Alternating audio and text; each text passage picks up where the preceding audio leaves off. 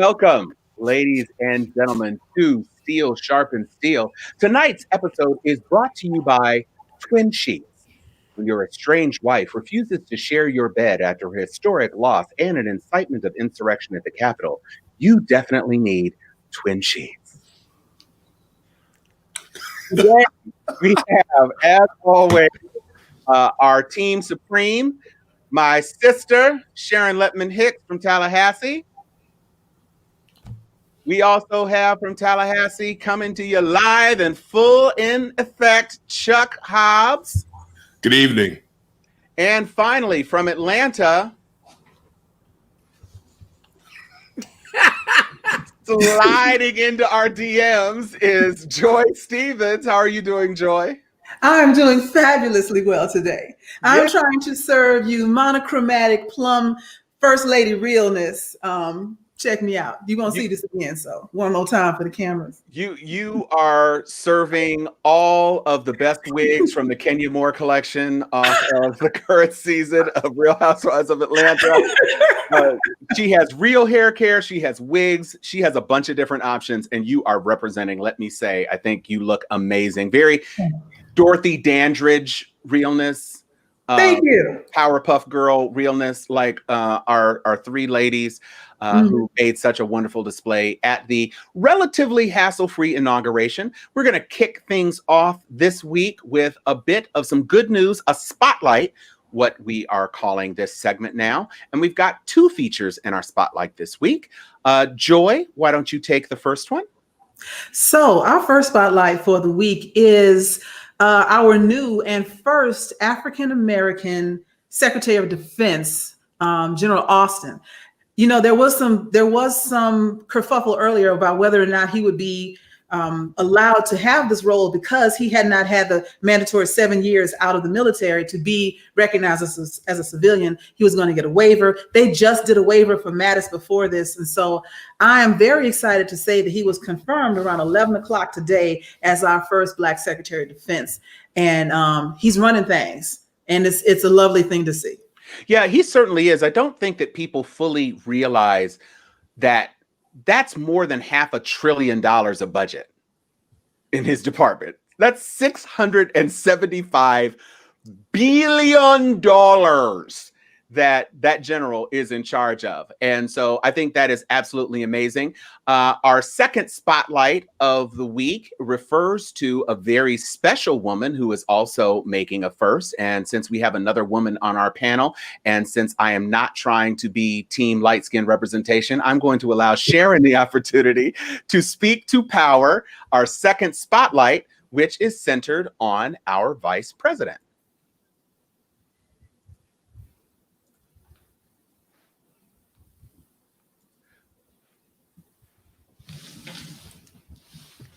Okay, Tom, I see that you want the brown girl to do this. Yes, I do. So I will call this my first generation sister bond. So Kamala, as we all know, is a first generation American born to immigrants' parents. That's something we have in common.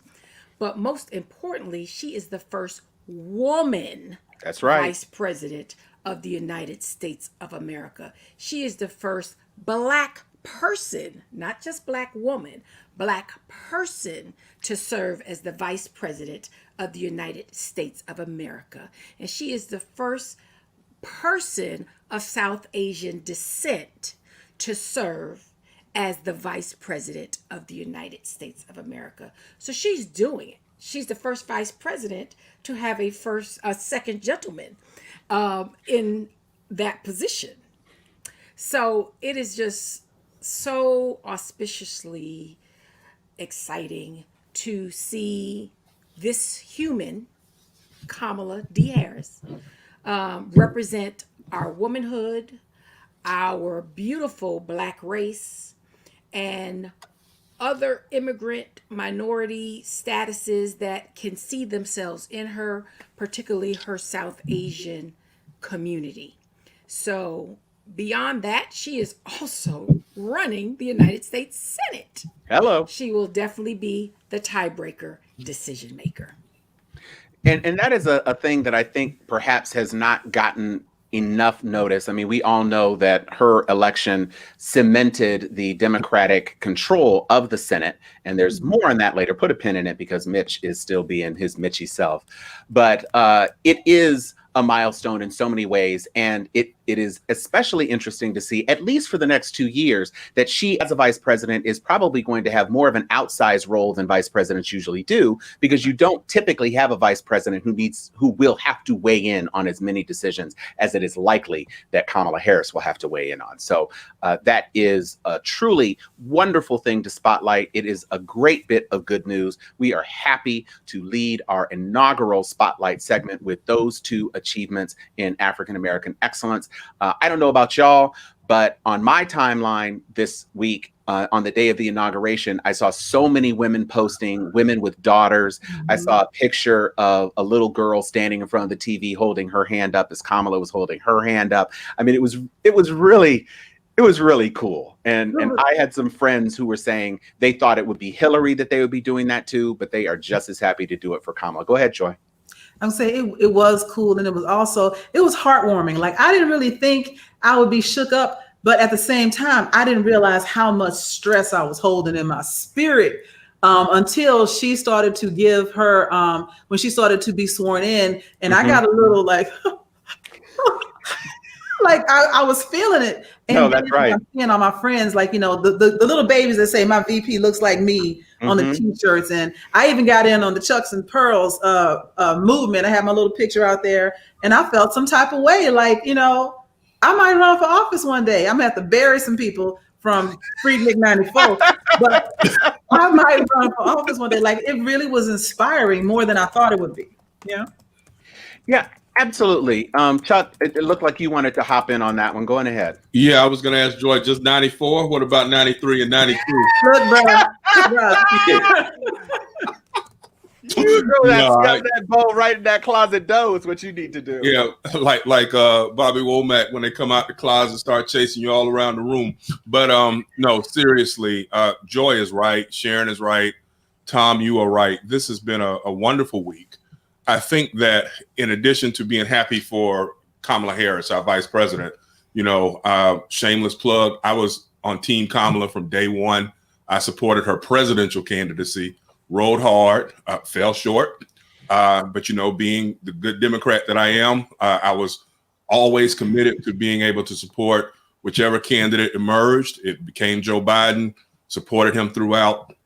And I think that Biden and Harris will do some wonderful things over the next 2 to 4 years. And they're on the clock. I can tell you this much, that just watching and observing, like I like to do, the anecdotal evidence, which is my social media presence, I can tell that there are a lot of people that are progressive leaning who are, you know, okay, we'll give you a few days to celebrate. We recognize the enormity of having the first woman, first Black, first Asian vice president. But I think within a week or two, you're going to start seeing people pushing hard in terms of, okay, you said X, let's get to Y. And to their credit, I really liked how they hit the ground running. I thought the optics, obviously, Vice President Harris swearing in Morehouse man Raphael Warnock and the other new senators was great, but it really hit me, like what Joy was saying, seeing the Howard alumna swearing in the Morehouse alumnus. That just really was a moment for me later on in the afternoon where I was like, yeah, we can do this. And I really enjoyed watching President Biden get to work. You know, obviously they were going to turn up on inauguration night, but before he got to put the tux on, he was at his desk, rolled those sleeves up and started signing those executive orders. And, you know, there's some cynicism that's out there from some very earnest and thinking people. They don't like the idea of executive authority, but I'm like, wait, executive orders are legal. And so at the end of the day, it is what it is. To paraphrase the recently or the former president of the United States, I really liked how Joe Biden right off the bat was like, well, let me deal with some of the things that I can control right now to turn back where we were, the Paris Climate Accords, killing the whole concept of the wall down there in Mexico. We didn't need a wall to begin with. I liked how the plug was pulled out on that. And I am really enjoying what I am seeing so far. in regards to how this administration is attacking the coronavirus and how this administration is attacking the economy and trying to come up with measures, even if they have to skirt around Congress, to make sure that, you know, we start to live better as a people, not just the 1% or the 3% that seemed to prosper under the prior administration.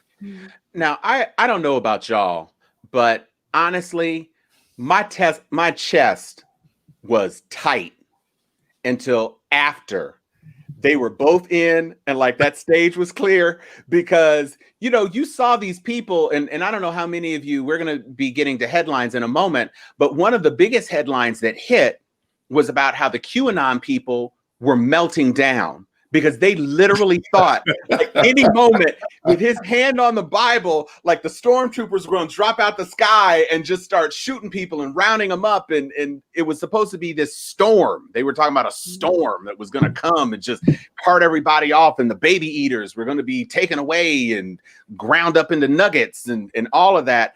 And it didn't happen. And they were like, wait, what? I thought, where the storm at? Like, right. I didn't need an umbrella. Ella, it was no storm. What's going on? And so I was like waiting. I was like, okay, wait, it's not going to happen. It was the same thing that happened when Barack Obama was announced the winner, and he was in that big open field, and it was at night, and I was like, oh my God, bulletproof invisible faceplate, please. And everything was okay. And then we cut to Biden. There's no Diet Coke button on the Resolute desk. He's got a basket full of pens. He's got his mask on. He is not playing. 100 days, if you were in a federal building, you got a mask. If you were on a bus, train, plane, you got a mask. I'm not playing with you people. You got a mask. And just to see Fauci breathing and laughing, and some people are like, oh, it's inappropriate, 400,000 are dead. But it was like, he can just breathe now. He's not in the back like, you can't put bleach in your blood. What is he saying? I can't believe I'm a part of it. Yeah, you're doing this to me. He could just be a scientist. And so even the press secretary, before we get into it, though, I just have to say my last inauguration comment, that's from me. You guys can inaugurate all you want. But my last inauguration comment, this woman right here. Because she came out the box like a damn superhero. She got her Magneto cape, her big ass Wonder Woman belt buckle, them palazzo pants with the wide leg, color blocking, and that her. She was devastating. And people were comparing her to Sister Night in Watchmen. Regina King's character. And I completely agree. She can go on ahead and clean up the streets of DC all she wants in that outfit, because she looks like killer. As soon as she walked through that thing, I was like, are those angels? What is that singing I'm hearing? What is that exultant hallelujah that's coming through my TV set? Because she killed the game. She just killed the game. Yeah. The game is done. Like I said, all of this is in homage to my forever first lady. You know, I was like, what I got in my, look at the plum in my closet. Like, I just got it today, got the hair, got the hair done up today. I was like, okay, I gotta have it swinging. Gotta have it swinging for Michelle, But She brought it. But I mean, the other thing is, I love you bought it. Oh, I brought it. Oh, yeah, you did. You did bring it now. You did bring it. I love the other meme that I love was the ones about President Bush. And how I feel like he has a tracker on Michelle, because somebody's like, one thing about Bush, he gonna find Michelle, his little forever crush. And somebody put a picture of that same picture you put up a second ago. Mm-hmm. It said, "Here come my bae and her clingy ass husband." As charming as I find the George Bush kind of Michelle Obama kind of thing. One of our good Rattler friends, Sharon Scott Parker, brought up the fact that this is the same guy who abandoned Katrina. Let's be clear. He let a whole bunch of Black people die, and go on ahead, Sharon. Hop in it. It's so much. I mean, I used to have nightmares about W, and at the height of me moving to DC, he became president and 9/11 happened. And then later on in his second term, Katrina happened. And it's so, everyone says Obama got elected because that was the response to W's term. And none of us, I know I had distinct, specific, detailed conversations with people saying, well, at least we've had the worst president ever. We will never have to worry about anybody being dumber than W. I mean, I know y'all had these conversations. We used to sit around talking about there could never be a president dumber than W. Absolutely. We'll never have to. And look what we just came through. Now, thank God society, I mean, totally resurrected this man's image, totally made people forget just what Scott and others have said, because it actually could get worse. And did. And to see how he showed up and stayed quiet, stayed respectful, you could see pedigree. Yeah. And people, you know, as ratchet as he was, he had no home training. He was awful. He was the snort coke head president. You know, we called him privileged. And then all of a sudden, this man is born, this man we all want to forget, 45, and it's like, W wasn't that bad. We actually missed him. I mean, you talk about institutional norms. That's the thing, that Laura Bush was so gracious. The Bush girls wrote letters to Sasha and Malia saying, hey, make sure you slide down the thing. It's super fun. And we're grown up now, but you know, da-da-da-da-da. And it was like, this is the way it's supposed to be. And I guess it's a lot easier to be gracious when you are termed out. And so you didn't have a chance to stay in the White House. It's a natural transition of things. Whereas with Trump, not only was he counting on another 4 years, but he is walking into a disastrous meltdown of his entire empire. I mean, when I tell you profits are down on Doro by 60%, his hotel, and some of it's pandemic, but still, you made the pandemic worse. So 60% on your DC hotel is down. Patricia had a good point here. She goes, you know, she spoke with staffers who said, and she's talking about Bush was a good person, just not a great president. And yeah, Katrina is forever going to be the pinnacle of failure for his presidency. But that's a failure of his presidency, and he's not a bad person. You know, which is why Michelle can hug on him and love him. It's not, he didn't I won't say he didn't callously abandon Katrina victims, but I do think that it wasn't menacing. You see what I'm saying?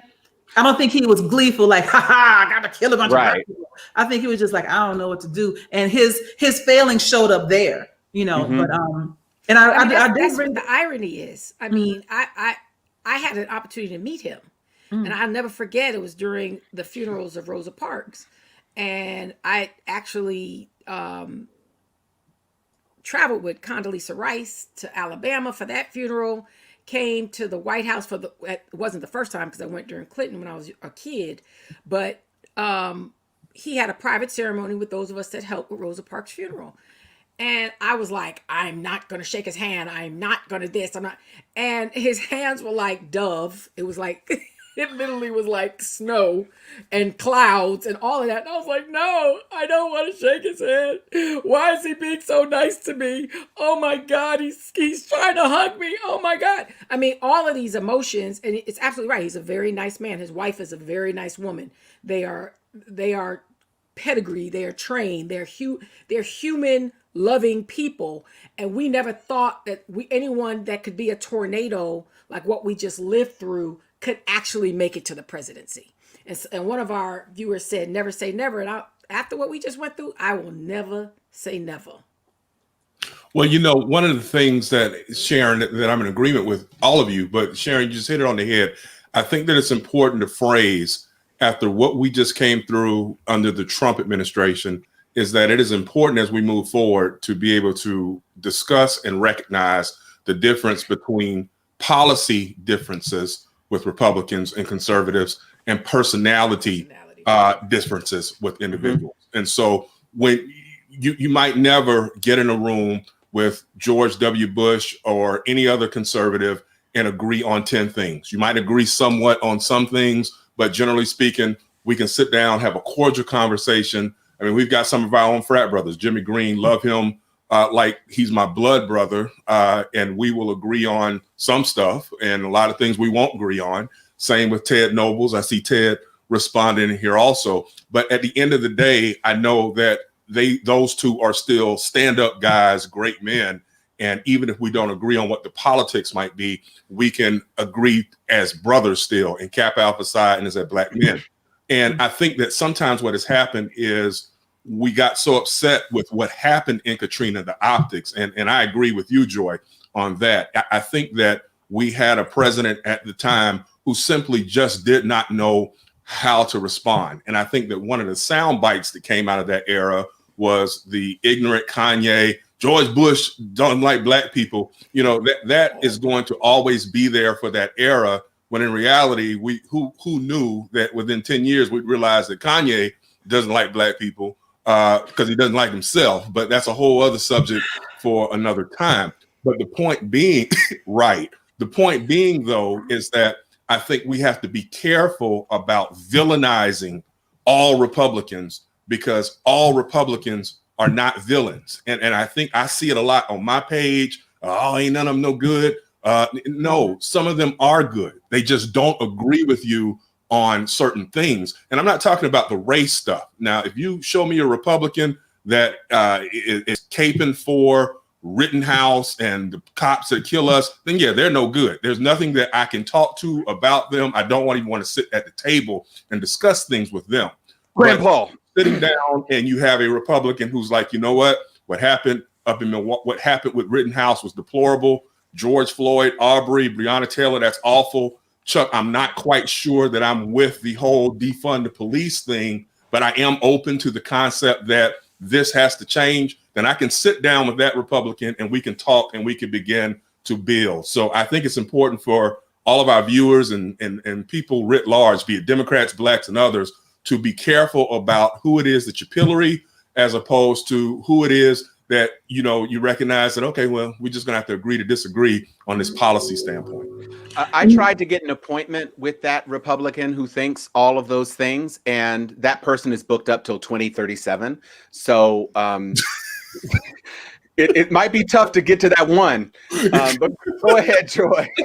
I'm gonna say, you know, you make a very good point, Chuck, about for lack of an easy way to say it, not all Republicans, because I spend a lot of my day talking to corporate types about diversity and inclusion and equity, and I listen to them, and you know, we have these conversations when I do like executive coaching or individual coaching, and they're like, I just don't know what to say, you know, and I didn't know this, and I'm ashamed of myself that I didn't pay attention to this earlier, and you know, and that we go through these things where, yes, they still have their policies on fiscal responsibility. They still believe in, you know, getting rid of a welfare state, et cetera. But they see the same thing I saw last summer and they go, this can't continue.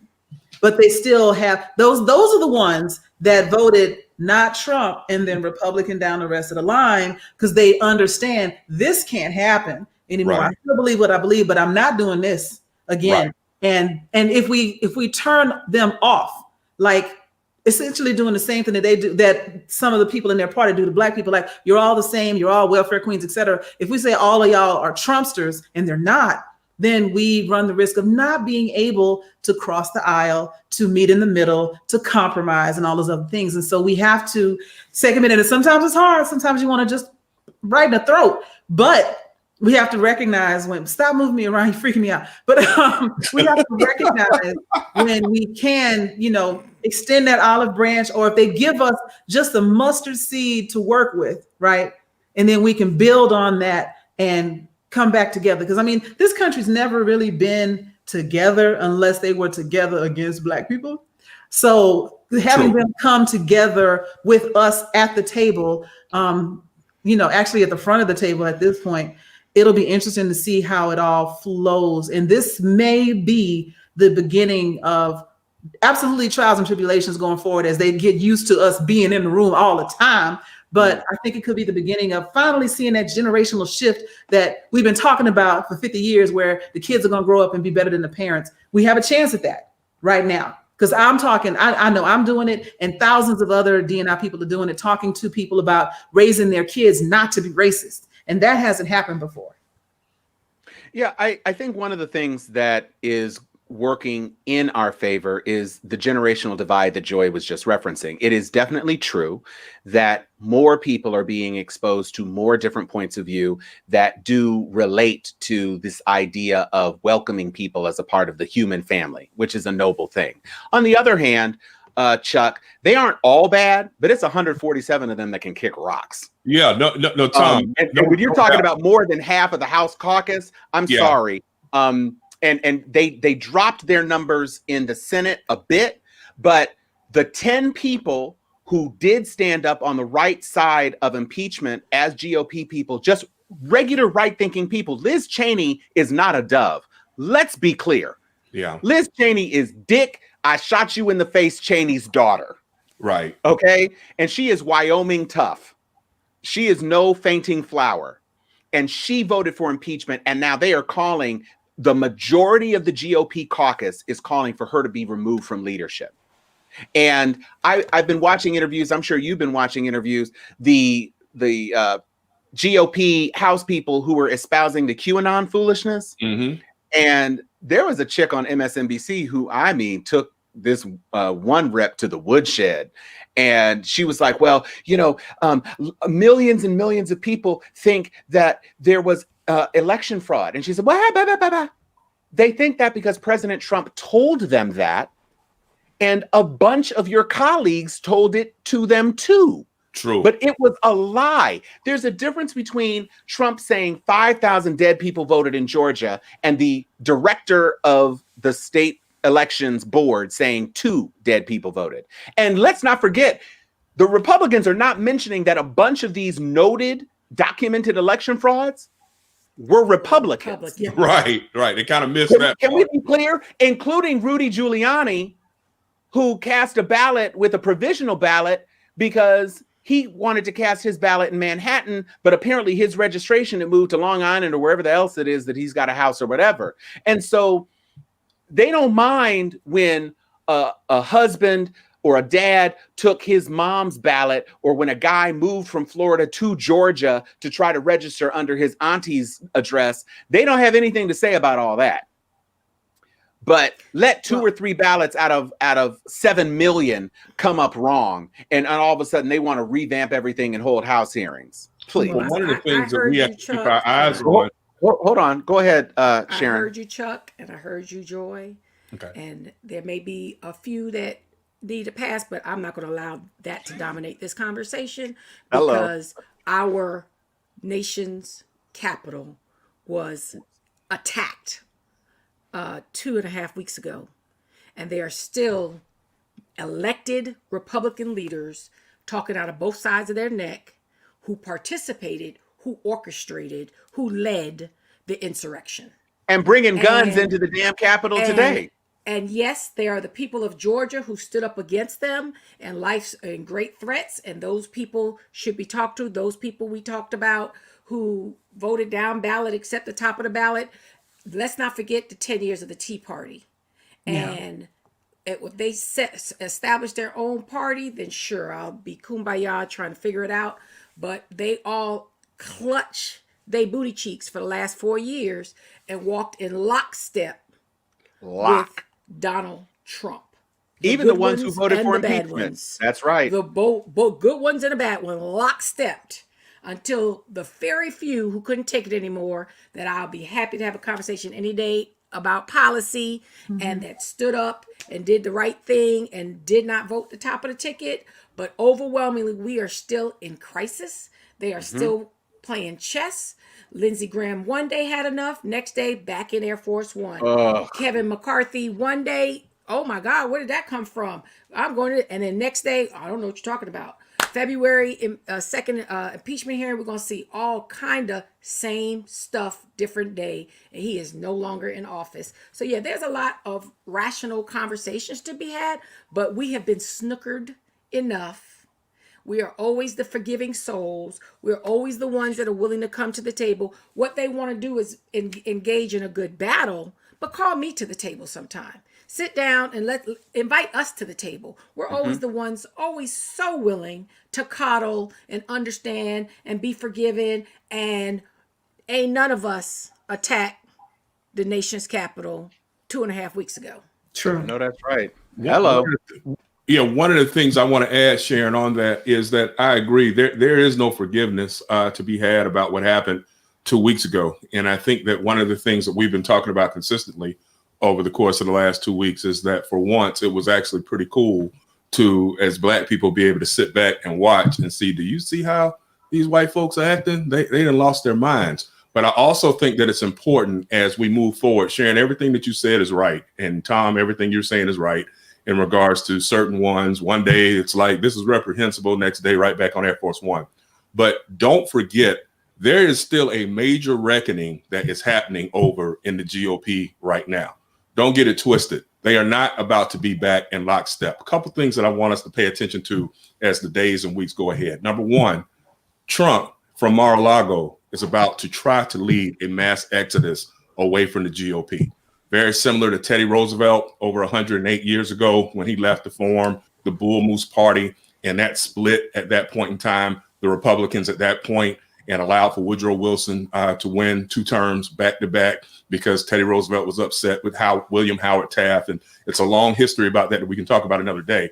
But the point is, history is repeating itself as we stand in terms of Trump still being angry with McConnell and a whole bunch of people who we know are not going to vote to convict in 2 weeks. I had a post up about that today. I'm harboring no illusions that there will be 17 Republicans to help get the supermajority to disqualify Donald Trump. But Donald Trump is still his petty self. And with that, I am fully believing that when they started putting out those feelers that the Patriot Party is on its way, I actually do fully believe that he is going to try to incorporate that as one of his next grifts. And I think that what's important to remember with that, y'all, is that most rank and file Trump supporters, I'm not talking about the politicians that were cowards and spineless and political geldings, as I like to call them, who did not push back against him, even though they knew that he was wrong. I'm talking about the rank and file folks that were at those MAGA rallies and the ones who, the even more degenerate, were scaling the walls at the Capitol. Those folks really are not into politics, okay? They were attracted to Trump's racist, bigoted personality. And so once he is off the scene, if he is not there stoking the fire, so to speak, they are not going to be as interested. They're not going to come on your post. I don't know if y'all notice it. There's a whole lot of trolls that are not even talking anymore because their leader has been muted on Twitter, on Facebook, and on every other social media. And they no longer have that great of an interest. So with that in mind, I'm looking forward to seeing the implosion that is already happening, not going to happen. It is happening in the Republican Party right now, where there are folks who are never Trumpers, the Lincoln Republicans, so to speak, that is that what the name of the group was? I know Jimmy was Lincoln Project. Lincoln Project. Yeah. We cannot discount how important the Lincoln Project was in helping Joe Biden win this past November. I am serious about that. Those commercials were extremely helpful in regards to getting some people who were on the fence off the fence with that guy. And so with that in mind, I really do hope that we can sit down here week to week and talk about there's another one once this Patriot Party comes up, because again, it is a mess over there right now in regards to longtime Republicans and folks who are just longtime Trump folks who are just swinging from his, I'm going to be polite. Yeah. His raisins. Yeah, exactly. Go ahead, Joy. One of my friends, I like to monitor my own little chat over here. One of my friends, TK Francois from Houston, makes a good point. She's like, the Democrats don't need to initiate nothing. You can negotiate with people that aren't trying to come to you can't negotiate with people that aren't trying to come to the table. They need to take advantage of their majority and not waste time playing with them, which is what they did, what the Republicans did when they had control of everything, is they started running stuff. They don't care what you got to say. And yeah, sure, we may end up playing back and forth. We may pass some things that end up getting recanceled or recalled or whatever later, but take the chance while we've got it, because in 2 years, if people are still hungry and poor and still dying from this disease, they're going to vote not this. Once again, we've gotten into that cycle a lot. I'm voting for not what I have now. And so they've got to push, even if it's like from a parental standpoint, I'm gonna do it for your own good. I don't care if you don't like it. You're gonna take this vaccine. You're gonna take this social, this Medicare for all. You're gonna take this forgiveness of a certain amount of student debt or whatever to bolster the middle class. Whatever it takes to push this country forward, do it while you got these 2 years to do it, and you have control of the Senate. Speaking to Vice President Harris, if you think about it, she is going to have more decision-making power than the average vice president. I wouldn't be surprised if people are shocked at her boldness. She's so aggressive. She's doing too much. That's not her job. I can't believe they let her make this decision, et cetera, forgetting that she is the tiebreaker, that office is the tiebreaker. She's going to be more active in that office than anybody else. And I can see them, coming for her, acting like she's doing too much, but she's going to be doing her job. And I'm glad that her and Joe are already, day one, day zero, writing executive orders, getting stuff together. I say they run while the running is, get it while the getting is good, Well, yeah, I think, go ahead, Sharon. I appreciate them starting the administration with strength. I think it's very important, no matter what all needs to go on to keep building and kumbaya, and that we show strength in our leadership. I appreciated the immediate executive orders. I appreciate us laying a stake, because while the Republicans are imploding and trying to figure themselves out, we have to maintain the unity and the grace that was exhibited. The super progressives, the AOC crew, really stood down and folded into Biden's agenda with nothing but grace. And they are owed something for that. They could have cut up, they could have been the Bernie Bros, they could have disrupted the ability to build one big tent. And just as we want to be the forgiveness to the Republicans, we need to be kissing their ass first and being respectful of how they allowed our agenda to go through so smoothly. Allowed. Because we all saw what happened in 2016. And none of that happened this time. This was the quietest, well-organized, well-disciplined example of an election of a candidate that really didn't excite people, and everybody folded in. See, I'm about taking care of your family first. Everything y'all said, I'm not in disagreement. I just don't want that to be the highest voice of what is real to what Biden has a responsibility to do. It's not just about reaching across the aisle. They need to reach within the same way the Republicans need to work on their Tea Party faction that is really running the party now. They got their own work to do. We can pull that low 10% in there and do what we got. But I want to talk about our 90%, our 80%, our 50% that we need to maintain, who stood in line, came in respectful, folded in, and brought Biden home. Because we know how the Bernie Bros acted up on Hillary, which eroded her base. Okay? Absolutely. We folded in and bought us 80 million strong. And a lot of those people when AOC spoke this week, one of the things I really appreciate, she was like, look, I didn't go to inauguration because I was afraid. We're not talking about the fear of God. I don't forgive that easy. You don't kill my mama and tomorrow I'm like, oh, I'm just real cool with you. Or you don't attempt to kill my mama. So a lot of those people after January 6th did not come to the inauguration, not because they're mad at any. And old boy was like, nah. Durbin was like, hell no, we ain't gonna promise that. Did you promise that? Right. Where was our Supreme Court justice? Where was our floor vote? Where's Obama's 200 judges you put in the pocket because you wouldn't bring any? No, hell no. We are not going to promise you dick. And this is a majority that knows it's razor thin, knows that there's a lot that can change because Raphael Warnock is only in for 2 years. And so in addition to everything else that's up for grabs in 2022, Raphael Warnock is going to be back under the microscope. Yeah. And one of the things that I think is most impressive about Biden and how he chose to embrace Kamala Harris as his second is that she is a legit second. Pence was a cipher. It was all about Trump.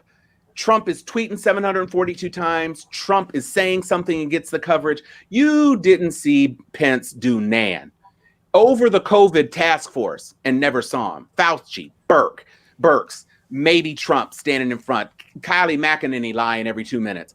But you never really saw him. He is putting Kamala out there. She's energetic. She's young. She's forthright. She can talk the talking points. It's always Joe and I. She's not saying me. She is projecting the sort of strength and confidence in the role because she knows what she's doing. She knows that she's under the spotlight, and she knows if she's going to emerge in 4 years, she's got to grab the bull by the horns and be that woman, be that boss. And so she's doing it, but doing it in a way that really does work with the rest of the government community. And I think it's lucky for us that she does have experience with some Senate colleagues. I don't know how much that's going to turn into a coin of great price, but it's good to know that she does have that capability to be in there. She knows the rules. She knows exactly what she's going to have to do and when she's going to have to do it. And she is not afraid of Mitch anymore because Mitch knows this is his last go. He might not even last. Yeah. But he's definitely not running again. Right. And so that being the case, the Mitch era is for now on hiatus. We'll see what happens. But it's going to take a lot of organization. And to your point, Joy, I think what we're going to see is, I think Biden's aggressive vaccination plan is an important pillar of turning the page. Fauci has said if things go according to Biden's plan, that by the fall, we should be beginning to see the return to normalcy. If we turn that corner and people have a holiday season again that skip launches us into spring and people are going back and living their lives again, that kind of relief, that kind of everybody rejoice, that can you feel a brand new day is going to carry us all the way into those midterm elections. So that's what I'm claiming in the name of the Lord. It's time to talk about some headlines, though. And first up, somebody in the comments stated this. Jamie from South Carolina, fresh from his loss to Lil Lindsay in the Pearl Clutch Emporium, has been named head of the DNC, Jamie Harrison. What do you all think about that pick?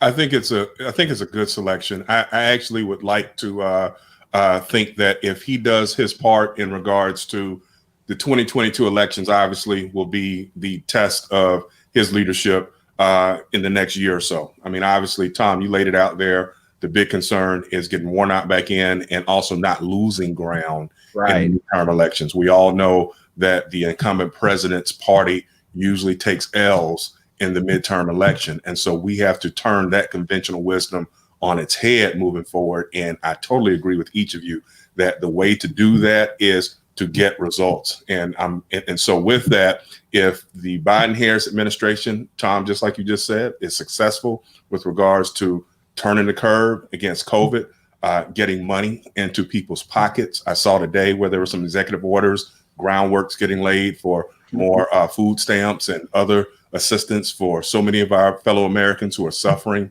If those things are happening well, and like you say, people can go back to their football games next August and September and go see grandma and them for the holidays, then absolutely, I think Jamie will take the bull by the horns and be able to not preside over a DNC that takes L's in 2022. It is so crucial. And Sharon and I talk about this a lot too. One of the critical races here is we've got to defeat Ron DeSantis here in Florida. I actually think he is vulnerable. Obviously Andrew Gillum almost beat him the last time. It's not like it was a cakewalk for Ron DeSantis. He's fewer than 40,000 votes away from having a Democrat then. We've got to take Florida because I think that Florida could be the next Georgia in regards to getting some blue out. Would you agree with me on that, Sharon? I would hope it could be. We just got to find some candidates and some infrastructure.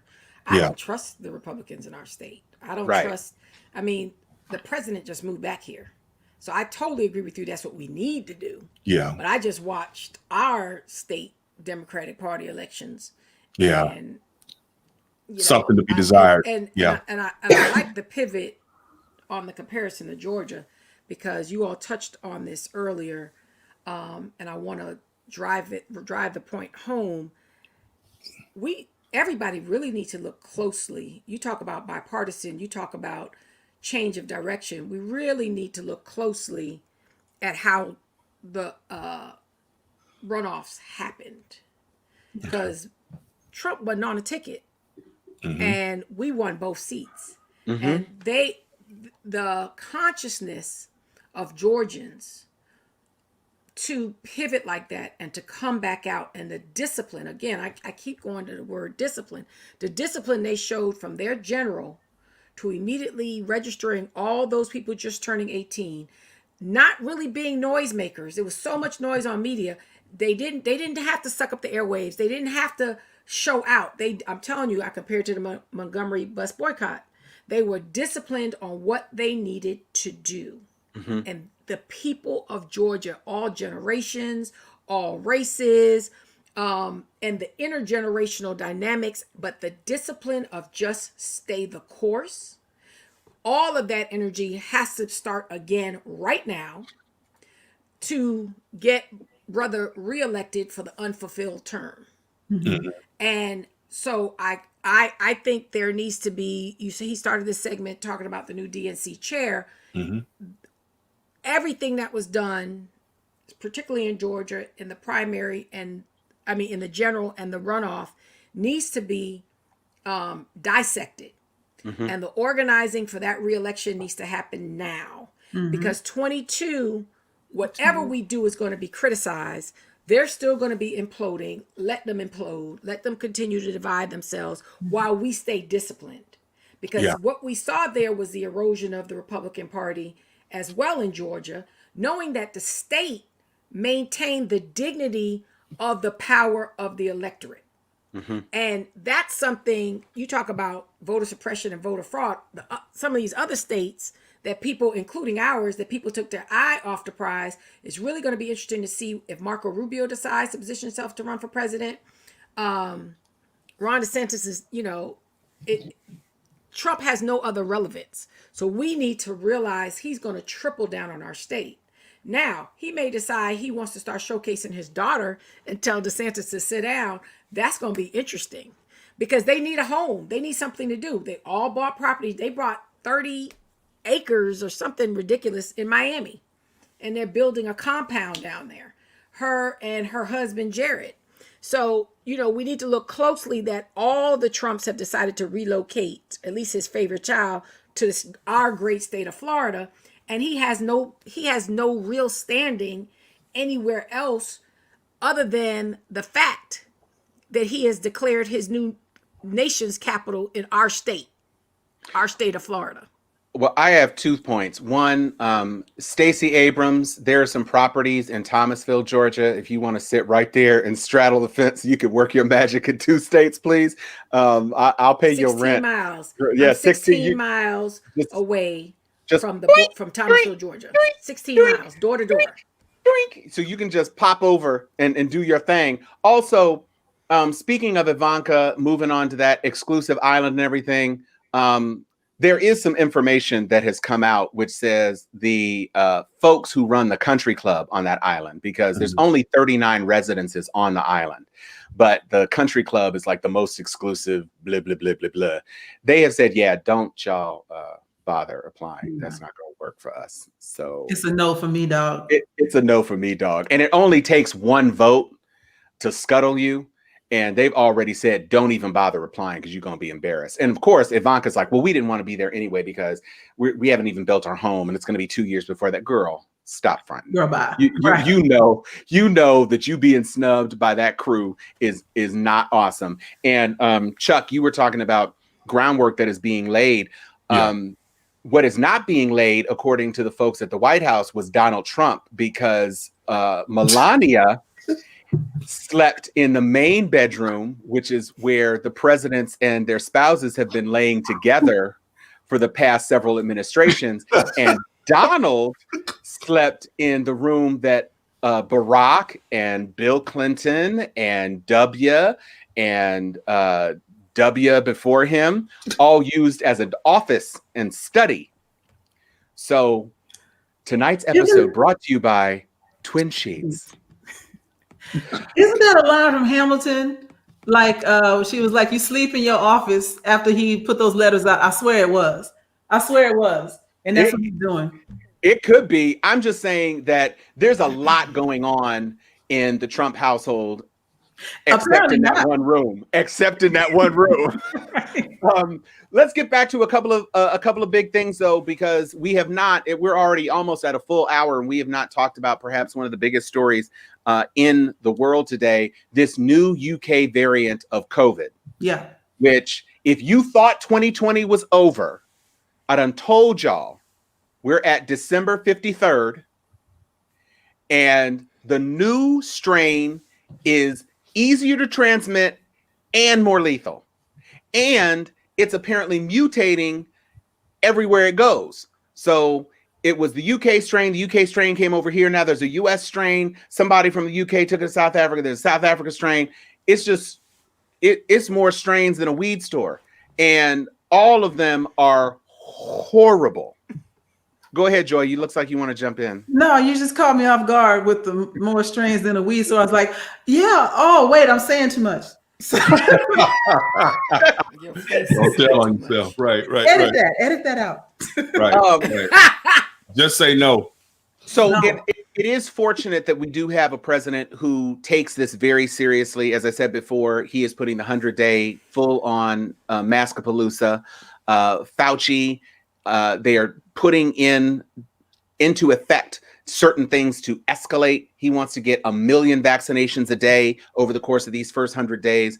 And so everybody is saying if you get to 75%, 80% of the population, and so the initial wave of pressure is off, it will help to begin to stabilize things. But with things changing on the ground as rapidly as they are, Biden has also cautioned that we are probably going to hit 500,000 deaths in February. Now, you know, Fox News is going to say, he killed 500,000. He killed 500,000 people. They already said on day one of Biden's term, 400,000 Americans dead. Like, so that just happened like today. It was just like and just 400,000. No, bro, that was your guy. Garbage that I just can't get beyond. It's too much. It is too. That's the stupid stuff they do. I mean, right here, Tom. Sharon knows this too. Joy. In Tallahassee 3 years ago, almost 3 years ago, when Andrew Gillum was running for governor, you all know Andrew was the mayor of Tallahassee. And one of the things that Ron DeSantis kept trying to hammer him on from late August until November was he presides over the most crime-ridden murder capital in Florida. Never mind that all of that was hyperbole and or it's just straight BS, but it was something that they kept hitting Andrew with and trying to lay it in his lap. Andrew hasn't been mayor in Tallahassee since 2018. Our murder rates have skyrocketed since then. And you don't ever see these same ones talking trash about his successor. Of course not. In the same way that they talked about him, as if it was his fault. Like he was the one out there shooting people. Huh? Daly be kissing the boots of Ron DeSantis. I don't know if you saw that press conference last week. Yeah. And he's my best friend, basically. And he's doing everything. I was like, what is happening? Right. What is Democrat in name only. Dino. So my mother got her vaccine appointment. She says in the chat, I got my vaccine appointment, yay, right before she said really, which was probably in response to my strain at a weed store comment. Sorry, Mom. Give you some CBD salve. So the next big thing that we have today is that the impeachment trial is now set to begin in February. We heard murmurs that Pelosi was set to send the articles to the Senate in Monday, which would have immediately triggered a trial. Mitch was saying he wanted to wait until the middle of February to give the defense an opportunity to prepare its case. We have video, bruh. Like, I don't know. I don't know what your case is. You stood there and said, you've got to show strength. We're going to march to the Capitol and cheer on folks, but you never get anything by being weak. You've got to use force. You've got to do such and such and such and such. And then it's a quick edit to people climbing, busting windows, smearing feces, yelling, screaming, stealing laptops, stealing the speaker's podium and mass pandemonium, dogs and cats living together. It's just craziness. So I don't know what your defense is. You're going to be dancing around different. Well, he didn't really quite say that. He was being metaphorical. You had Rudy Giuliani saying trial by combat. That's not a metaphor when you're talking to a people that you know are carrying guns. Right. You know people carrying guns because the Proud Boys were in that audience, and the Proud Boys came and had weapons 2 weeks before. So you can't sit here and pretend. Donald Trump has made a career from the beginning of his campaign telling people maybe when you put them in the back of a police car, you don't have to be so gentle. If that guy gets beat up, I'll pay your bail. Maybe you need to get that person out of here. He's been using violence and inciting violence since day negative 135. Don't forget, he also said, I can shoot somebody in the middle of and what happened? The vote. Mm-hmm. Right. And that's after he put that full page article in those 5 papers calling for the Central Park 5 to be executed. Violence has been a part of his rhetoric since the beginning of his career. And to sit here and pretend that months, not weeks, 2 solid months after the election, he was spinning these fantastical tales. 60 cases lost. Nothing was wrong with him. Everybody else was at fault. His own Supreme Court justices, all 3 of them. It was still everybody else's fault. And he sat there and led that cheering crowd moments before they stormed the Capitol in a chant of bullshit. And moments later, they were saying, where is Pence? Hang him high. All of that. A scaffold in the Capitol drive-through. Mm-hmm. All I got to say is they need to take Trump's passport because he's going to try to get up out of here one way or another. Crimea. I don't know. Yeah, I don't know where he could go. Everybody else pretty much going to deny him entry wherever he ends up. Even Putin was like, bro, don't call me. I don't know you.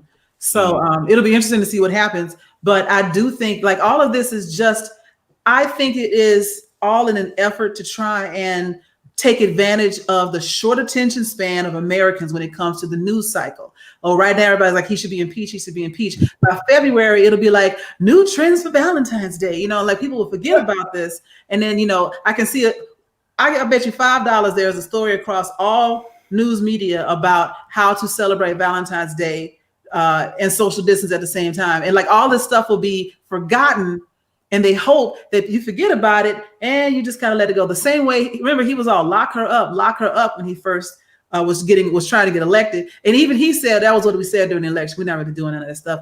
I feel like he and McConnell and Giuliani are trying to wait for people to get distracted and then just kind of sweep this away. And then he just hightails it out of here before the AG in New York can catch him and send him to jail. I think it's a lot of people trying to protect him, and the delay is all about giving him options on how to escape.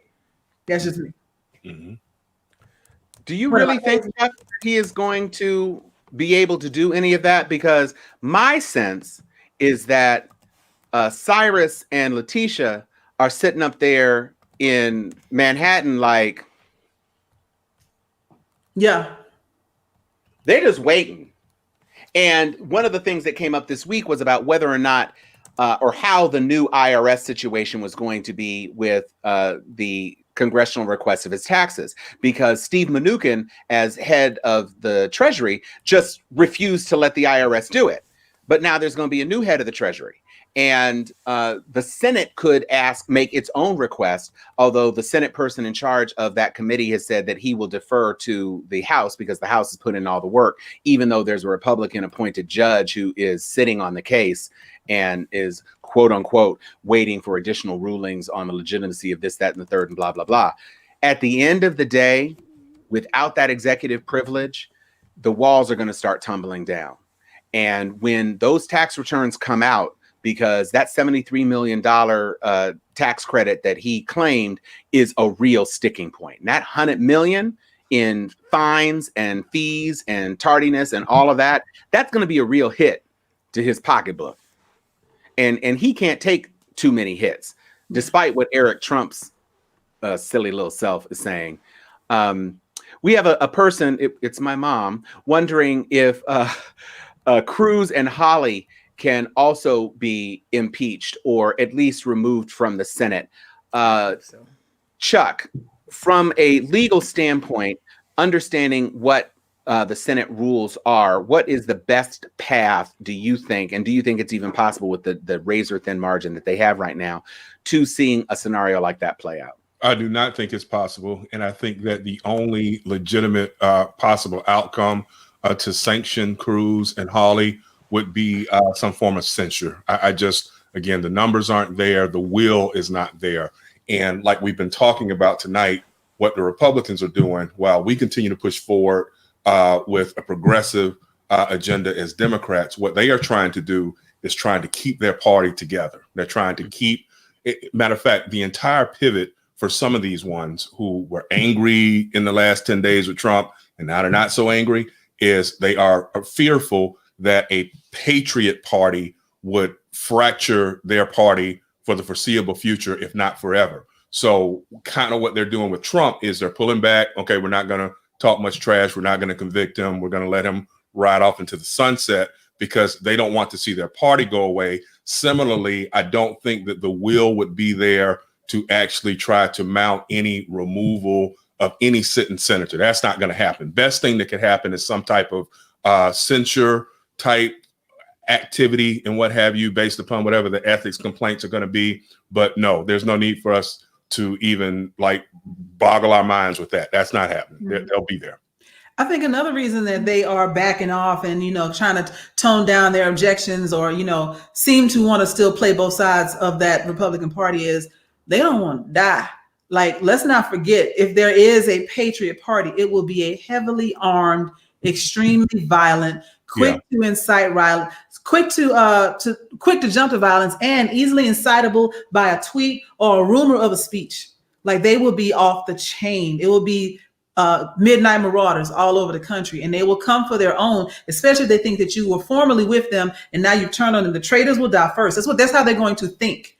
That's how they're going to act. And so I think a lot of people are trying to make sure they don't say too much in order to keep that target off their backs. That's a good point, Joy. And I think they will do it in guerrilla style because, I know Alvin Hicks has talked a lot about the military. I knew it 2 weeks ago when they were talking, we're coming back on the 20th. I knew they weren't. I knew that once there was an adequate show of force from the National Guard and 25,000 plus soldiers there that were armed and ready, I knew those cowards weren't going to run up.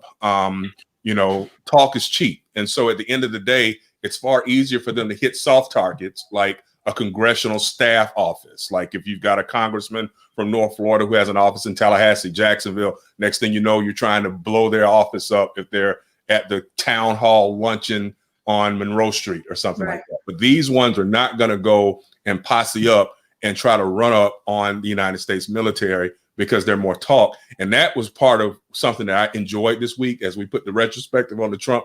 I really enjoyed how the ones didn't get the pardons. Tom, when you put that meme up earlier about Lil Wayne got it, Kodak Black got it, I really thought that Trump was going to exonerate through the pardon the individuals that were charged over the. I really did. In my head, I was like, at 11:45, 11:50, he's going to thumb his nose at everybody one last time, but he didn't do it. And now you have some of them thinking, wait a minute, bruh, you sent us, we did what you asked us to do, and you kind of left us hanging, So in fact, the black guy does that lean stuff, and he's got all of those tattoos and things, and no teeth, and 6 baby mothers, and you pardoned him with guns, and I had a gun, and you didn't pardon my baby mother. Right. Mm-hmm. I mean, one of the things that also came out this week was no end to the foolishness of what people were yelling about. But a lot of these people who have come up arrested, it's 150 and counting at this point. But some of them could not get out of their own way. Last week, we saw a lot of people who were getting pulled off of planes. It may or may not have been because of the no-fly list, because at that time, things were still sketchy. But one person this week, in a bit of amusing turn of events, as far as I'm concerned, actually gave himself away on the plane by repeatedly yelling, Trump 2020, Trump 2020. Trump 2020, and the airplane staff were like, okay, see, we got a problem in C-37 or 37C, and so why don't we check on him? And when they checked on him, he ended up being taken into custody. So they really, really can't help themselves. Bless their hearts. You saw the that red-faced woman who is crying for Trump and God. This is our country. Yeah. Leave me alone. You know what? Everybody, if you have time, just Google Amber Ruffin. Your sadness fills me with joy. Because Amber's on Peacock. She's got her own show. She used to be a correspondent for The Daily Show, and she now has her own show on the Peacock channel. But she's got this video out, and her and her co-host wrote a song about all the people crying and everything. And it's like, your sadness fills me with joy. Your sadness fills me joy from the top of my head down to my toes. Your sadness fills me with joy. If I can get that as a ringtone, I will. But check it out. If you haven't seen it, you should totally watch it. If I find it, clean cut, I will post it in our webpage, on our website. But yes, your sadness fills me with joy. I am overjoyed that people who tried to take down my government and the democracy under which we all operate are going to jail, being arrested, and cry. You cry about it all you want. Cry to your mama, because don't nobody care over here. So yeah. Oh, you laugh? Oh, you sad? You sad because you can't get no organic meat? And I saw a meme about that I will not talk about. You said you can't get no organic meat in prison. It's all good, man. Just live your life. I don't care. I got your organic meat. Stop it. Even as, and that's coming from me. Even as outrageous as some of these people are, look at their credentials. I'm like, this is a problem. That's why I had to go so hard about this kumbaya. Those are not. We love to be quick to think it's trailer park people. They were elected officials. These were elected officials.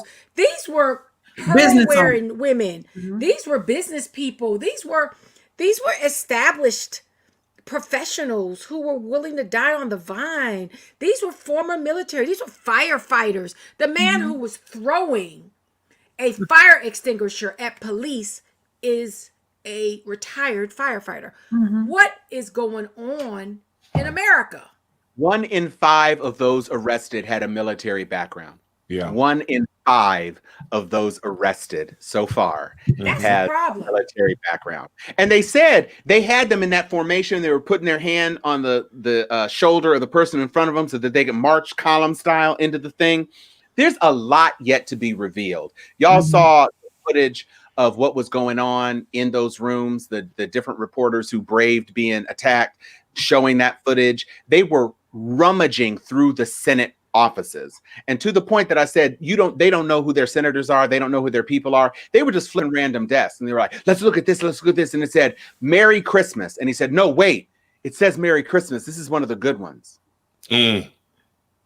And Tom, what bothered me was the officer. I know that we've been lauding Officer Goodman, and I was very glad to see him, get a lot of props and the ability to do the inauguration this week. But did you see Officer Friendly, who was in there? Hey, you all, will you please leave the Senate chamber? You really shouldn't be here. Now you've taken that picture. Can I ask you to leave now? And they were like, yeah, I guess we can go. I mean, once you finish desecrating the office, could you get out? Right, could you please go once you finish?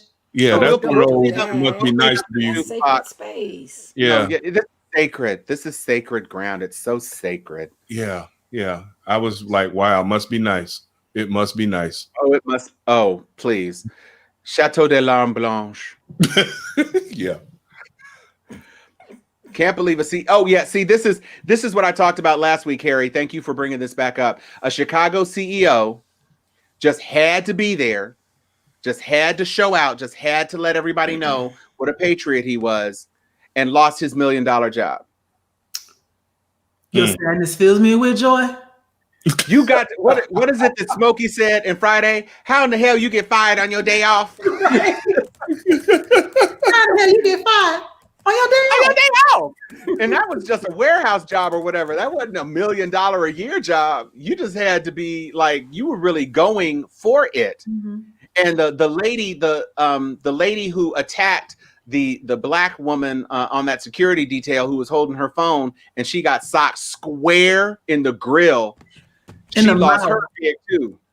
Oh yeah, because that nose was all ruptured and everything. She worked at a hospital. Her daughter put her on blast. Now her daughter's like, maybe I shouldn't have done that. But it's too late, because not only did she put her mama on blast and her mama lost her job, she also tagged her auntie and her uncle, because auntie actually tried to grab sister girl. Mm. And the good news out of that is that she had raised close to $200,000 on GoFundMe in the aftermath of her losing her job, which I don't know about y'all, but I feel confident in saying that was probably several years worth of salary for old girl. So big ups, and sock that money away, invest it apparently in Tesla, and get you some good money. Tesla and Amazon, girl, flip that money. Flip that money. Make it big time. Go ahead, Joy. I want to say one thing before we flip gears to the next segment. I want to say about going back to this impeachment of Trump. I don't care if it's in February. It can be in April.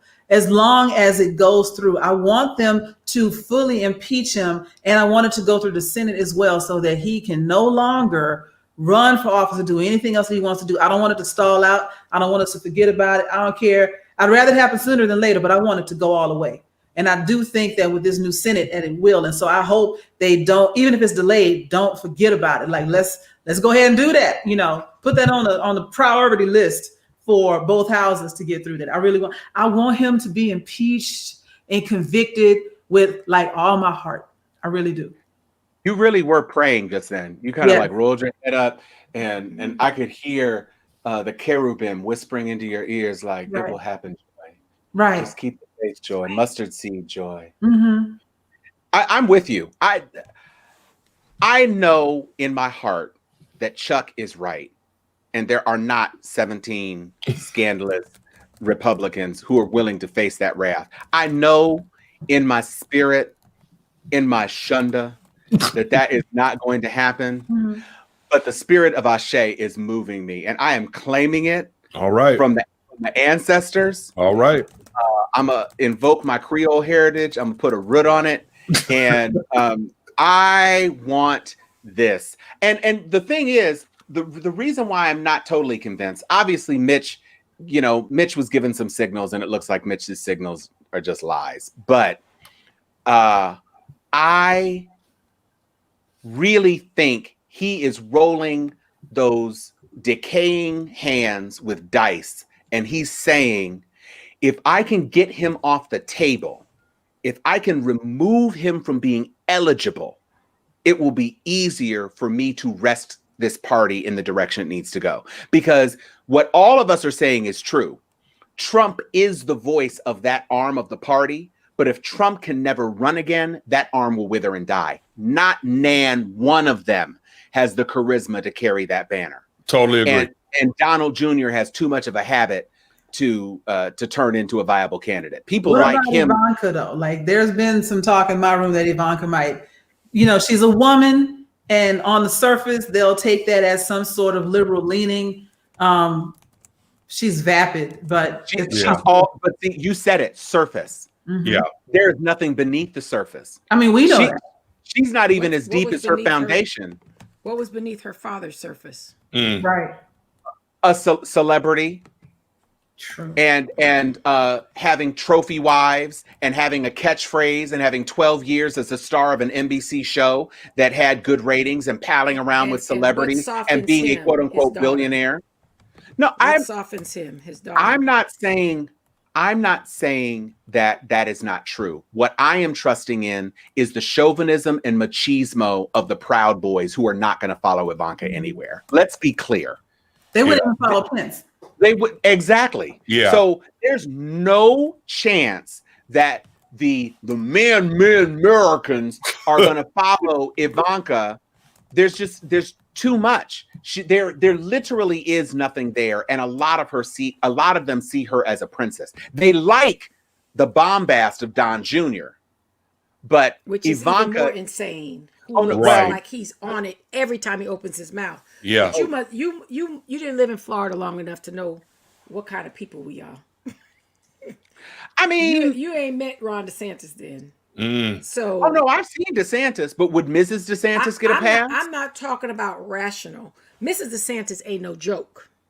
Okay, so all I'm saying is, let's not be fooled so quickly from our past. Right. We thought Trump didn't have a chance, not a snowball's chance in hell. Snowball chance in Hell hell. froze over.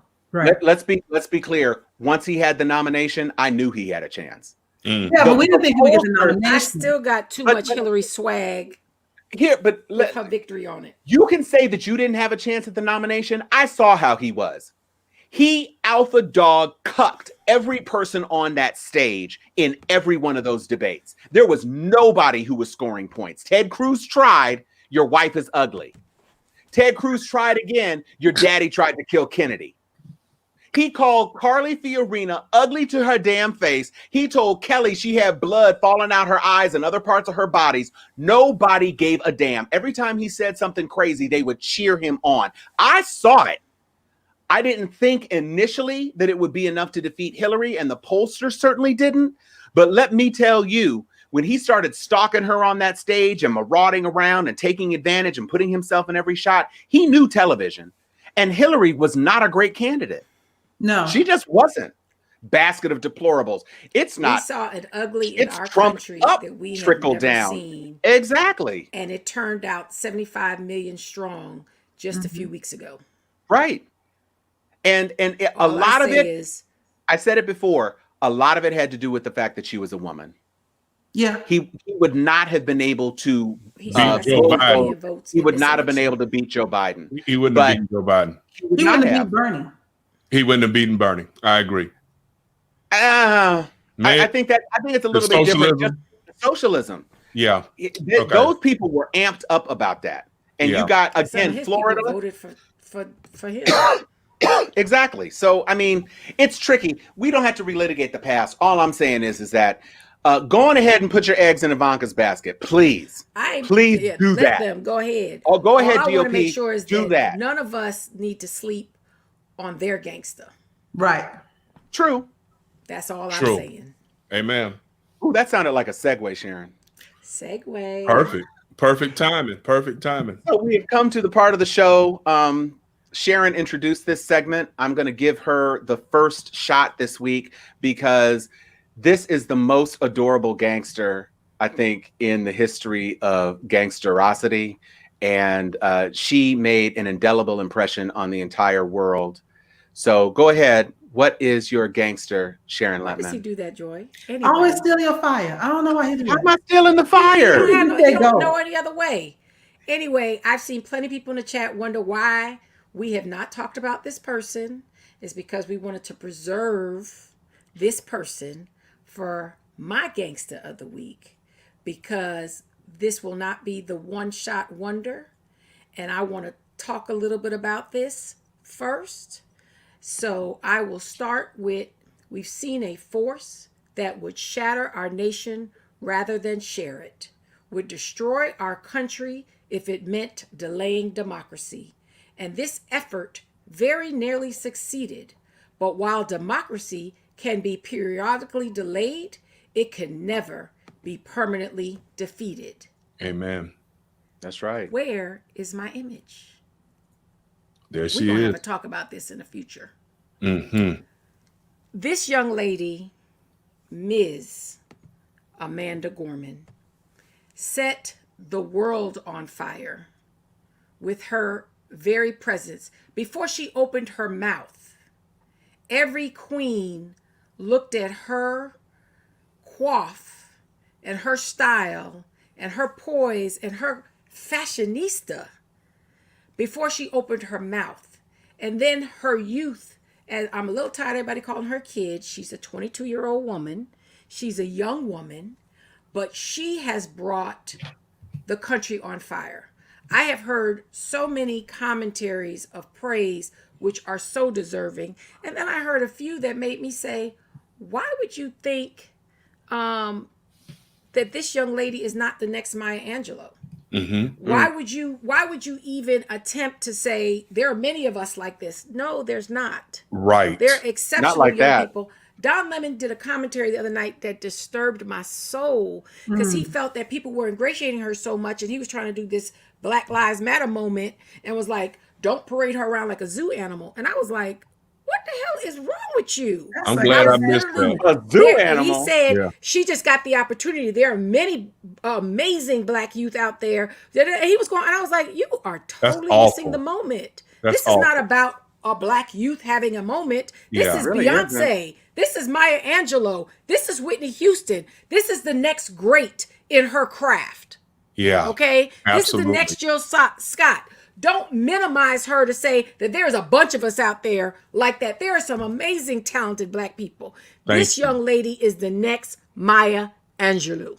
Yeah. And I resent anyone trying to make a bigger statement about anything else other than her in that moment on that stage as a 22-year-old young superstar, bringing a representation of Black womanhood, Black power, Black excellence to the forefront. She deserves the standing ovation everyone has given her. She deserves all the unique accolades that she has received. She stormed that stage and had everything going on, not just her speech, which was on point. Everything, put that picture up again, everything that she brought to fire was center stage, and she deserves her 15 minutes, her 15 days, her 15 months, the next 15 years of us talking about this young lady as to what she is going to bring to this country, to poetry, to the beautiful angel that we've lost in Sister Maya Angelou. There is hope for the future of poetry and grace and excellence and all the sophistication and glamour that this young lady has brought to the stage. Thank you, Bidens, for recognizing this sister, recognizing this contribution, making her the cleanup.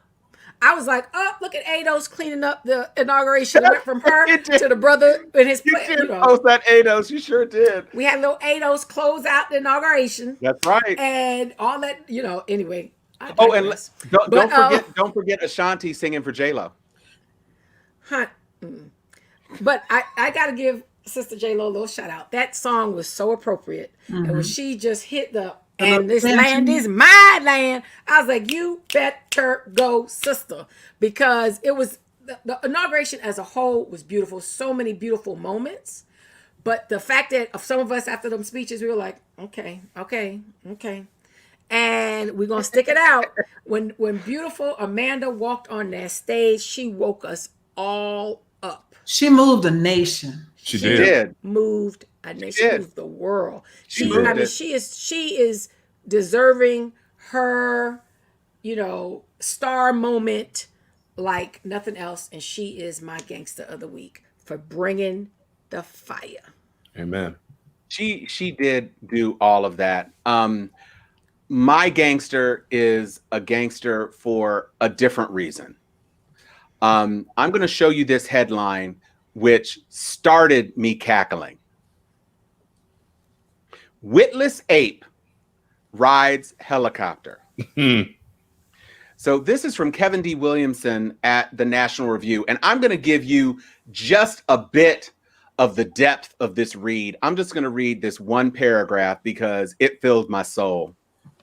And he says, let me refresh your memory.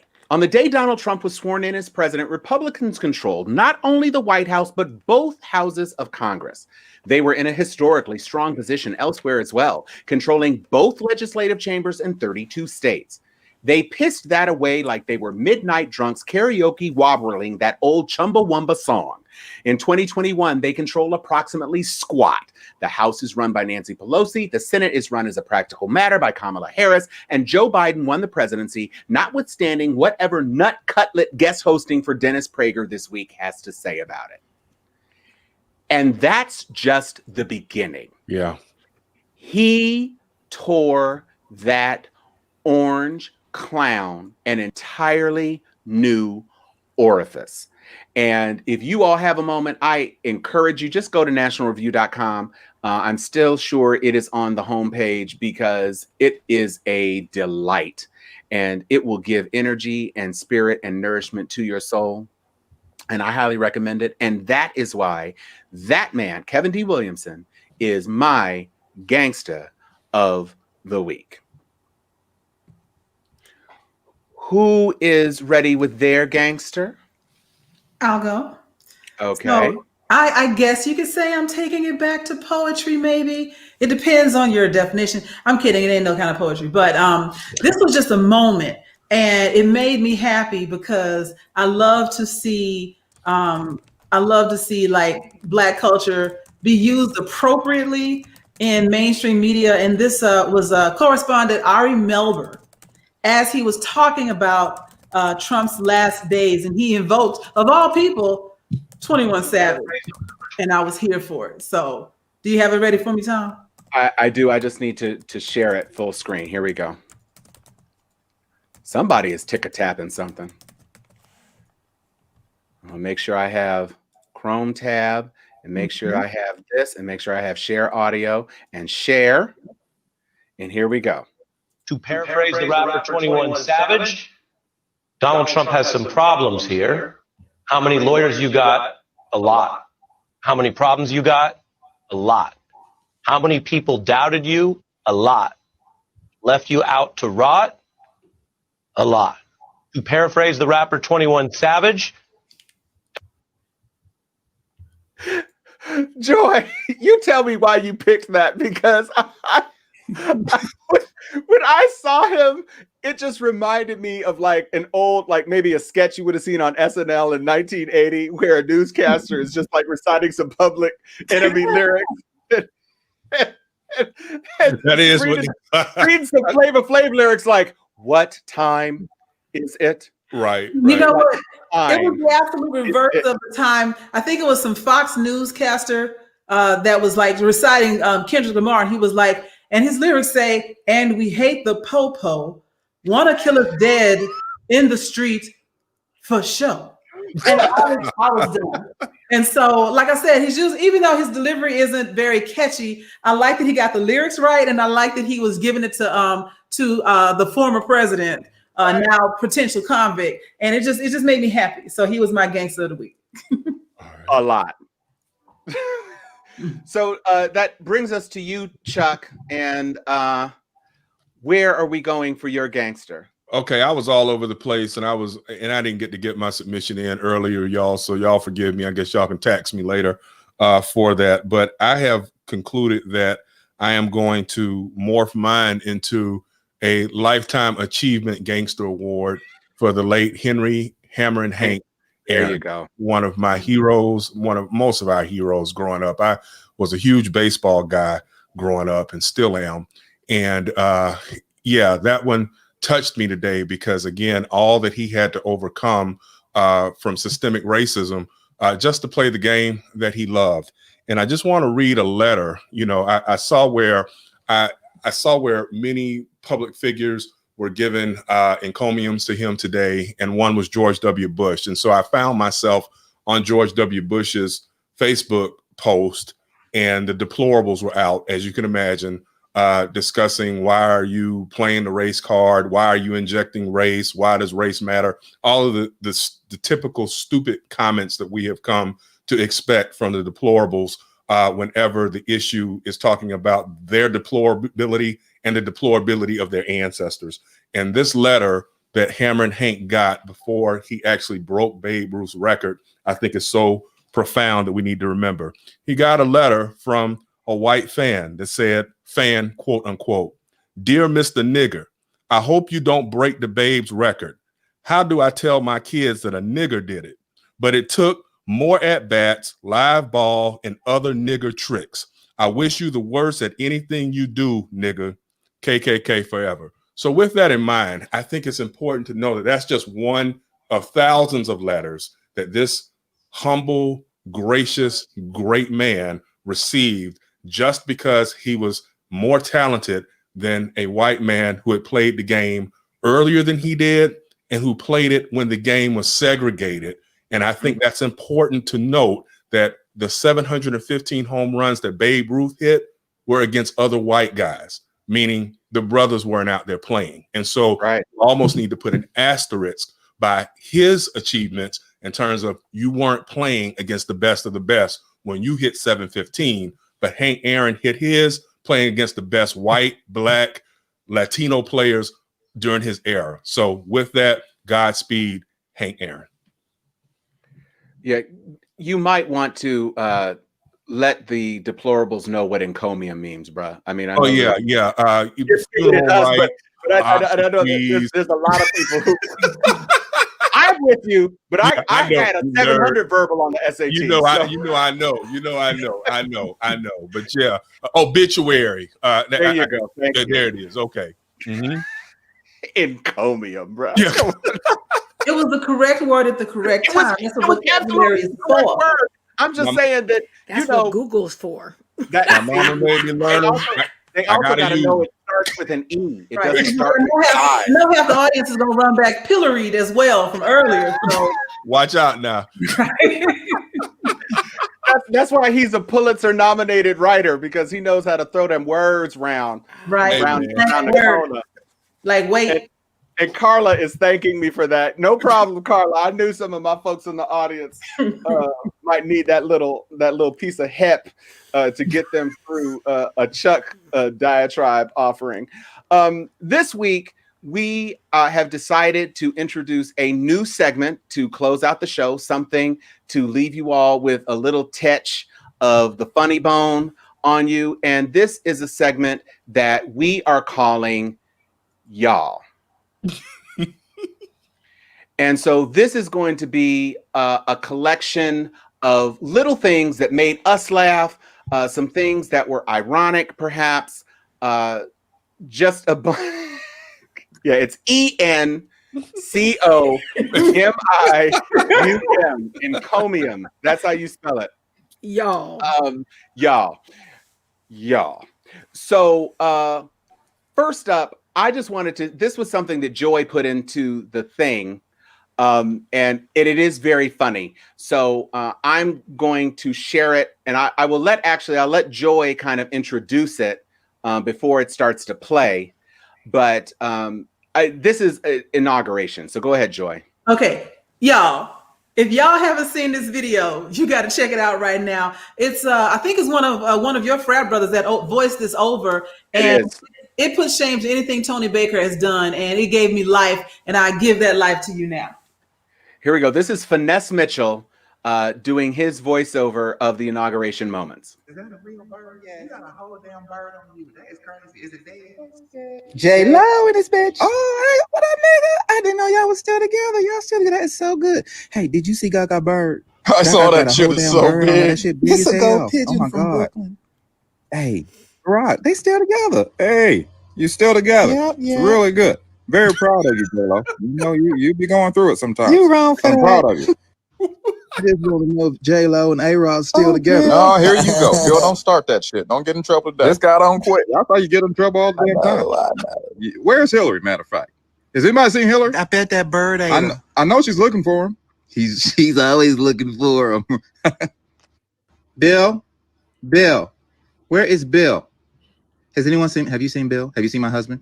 I saw that. I saw him talking to J-Lo. I knew it. I'm gonna leave his ass. I'm gonna leave him. That's a beautiful bird, by the way. Big as shit, but I love birds. That's beautiful. Birds and shit in a goddamn inauguration ceremony. Get me the fuck out of here. Did anybody pat the damn bird down? I bet the bird got a gun. Hey, sup? Y'all miss me, don't you? I had this bitch lit, didn't I? You miss me, don't you? Sup? Yeah. Has anybody seen Bill? Anybody? Oh, bitch, you scared me. I just seen Bill trying to leave. Well, then I'm out. Fuck him. I told his ass to stay by my side, and he don't follow the goddamn rules. I knew I shouldn't have brought him to this shit. Shh. And don't be shushing me. I used to run this bitch. Don't shush me. And who the fuck said email? Who said that shit? Hey, did Hillary leave? Did you see her go this way? Yeah, you she did? gone. She out. What about that picture, though? Let's do it, yeah. You still want that picture? Let's take that selfie. No, let's take it. Let's go on and get it out the way. If I'm here, I'm here. You know what I'm saying? Might as well take all the pictures I can because I never leave the damn house anyway. Anyway, you tell Shirley I said what up. Bless you. She went this way, sir. Damn, she walked so fast. Fuck. Is D-Nice still having a party? Don't come to the D-Nice party. Bye. I don't give a damn about no D-Nice party. I'm going to the Rachel Maddow party. Peace out, Kamala. Oh, I miss this place. Jesus. D-Nice having a party. D-Nice having a party. You didn't know about the D-Nice party? Is that a real? Our very first, thank you, Joy. That was our very first, y'all, moment. That was the best. You can't outdo black people. Yeah, You can't. yes, really, he really did talk about the big ass bird. It's big as shit, but it's pretty. I like it. You missed. So if you haven't seen the video, go watch it for yourself so you can hear everything clearly. But also at the very end, you missed when he was saying, Morpheus. Barack was talking to Michelle. He said, Morpheus, get your Morpheus ass in the car. Get your red and blue pill ass in the car. Let's I go. didn't hear that. It started over. This is from his Twitter feed, so I don't know why it chopped it off.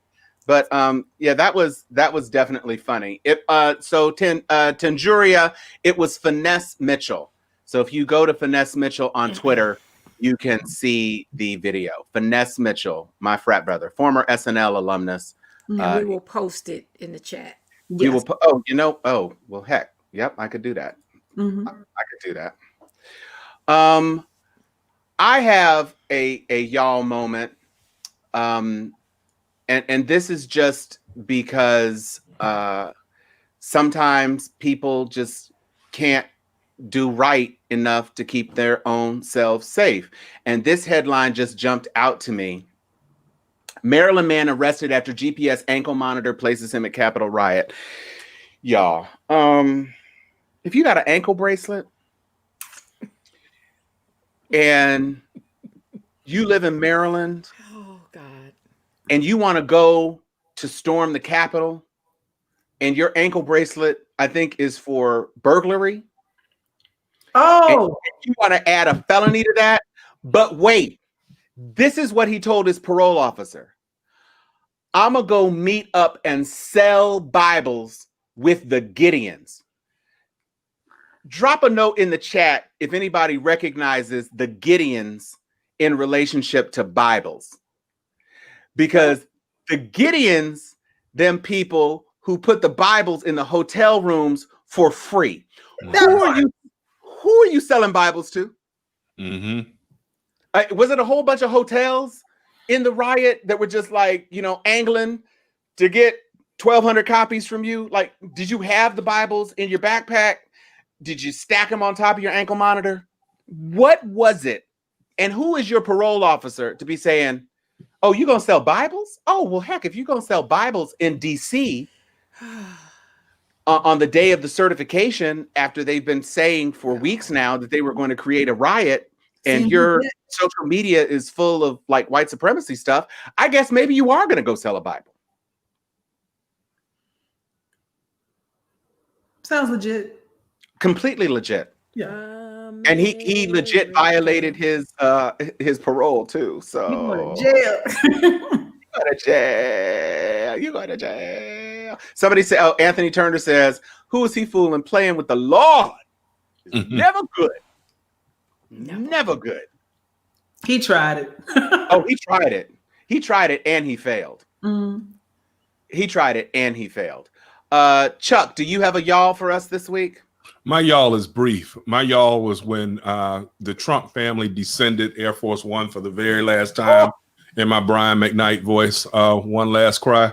When they descended for the very last time on the tarmac, there was the paparazzi were there, and they asked them to take a picture. And Don stopped to give the full-on presidential wave, and Melania kept dipping onto the car, like I'm done. So that was my y'all. I was like, y'all saw it? Okay. She was out. This is a woman who we've all seen the little hand swat. She's done various and sundry different things. That jacket, I really don't care. Do you? He meant that. Talking about the Christmas, who cares about the Christmas trees and the Christmas things and all of this.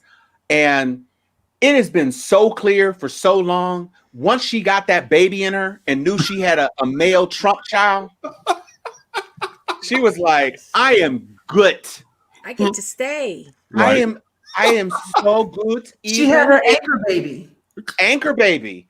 Even if he was to take a new wife, I will have the Trumps and the baby, and I will have because I have the baby and because I was the first lady, I will get all of the monies. And so then I can just take my baby and take him to my parents who are now citizens because I am an anchor wife and an anchor baby and an anchor family. And we can all go take our anchors and put them on the ship and sail back to, where is it? Serbia? Where's she from? Herzegovina? Something like that. It's a mess. It's an entire mess. And she is making it easy to understand why she has the lowest approval rating of any, thank you, I'm claiming that, Gregory McFadden, or Very Smart Brothers in the Root. You know, this is what she deserves.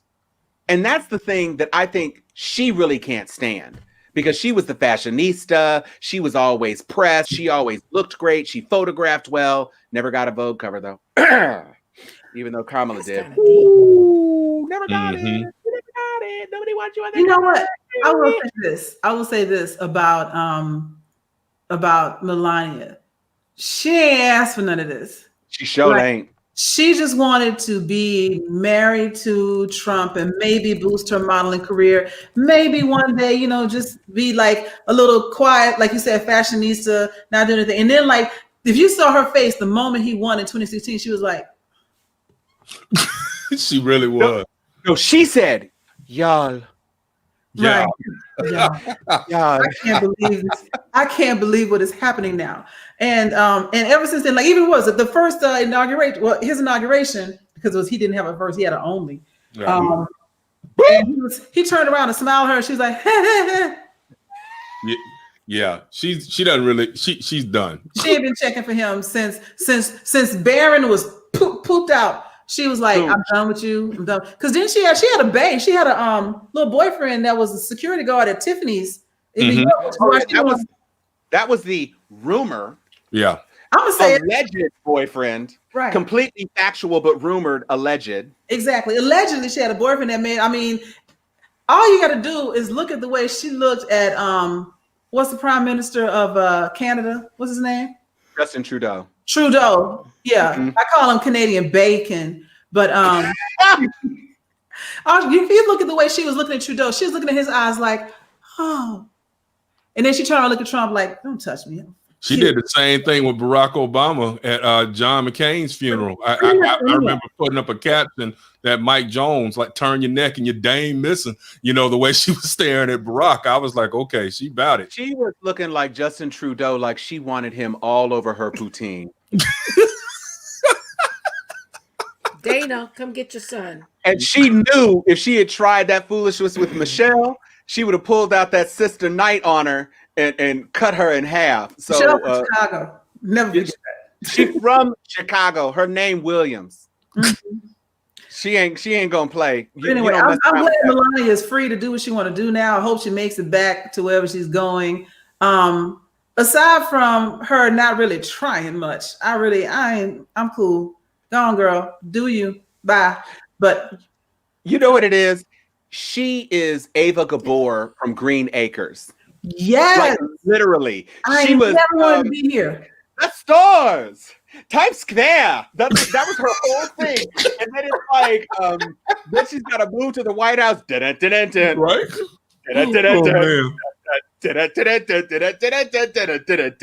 That trees. She did not want to be there. She wanted that penthouse. I just adore a penthouse view. Mm-hmm. Trumpy, I love you. Give me Park Avenue. Mm-hmm. That was her whole thing. I want to touch on this. Like Tanya mentions that she was a birther as well. Right. And yeah, she's not clean. I'm not saying that she hasn't done her share of dirt, but I am saying that she didn't want to be first lady and have to be on camera all the time and be accountable for her actions. She was just, doing what supported her man and kept her in the money, where she wanted to be on Park Avenue. And then she said, "You want me to move where? To the White House?" Bruh, really? And so I think that things changed for her after that moment. But yeah, I'm not saying that she's clean. I just said, bye, girl. Don't do you. I don't very much like the white. I'm used to the gold. That send-off song was for you, Harry Tamar Brown. Just letting you know, because you asked to get a Melania send-off, so I gave it to you. That leaves us with Oh, it does not. Let's go to Bernie and let's go home. Oh, okay. So Bernie was the meme that broke the internets this week, and so this was one of the best ones. I forget who put it in our chat, but dig, if you will, his mittens, because he is in a tub with the prince. The steam of that bathtub covers him. Can you, my darling? Can you picture this? And Bernie with them cross legs and them big Vermont mittens, he has done everything this week.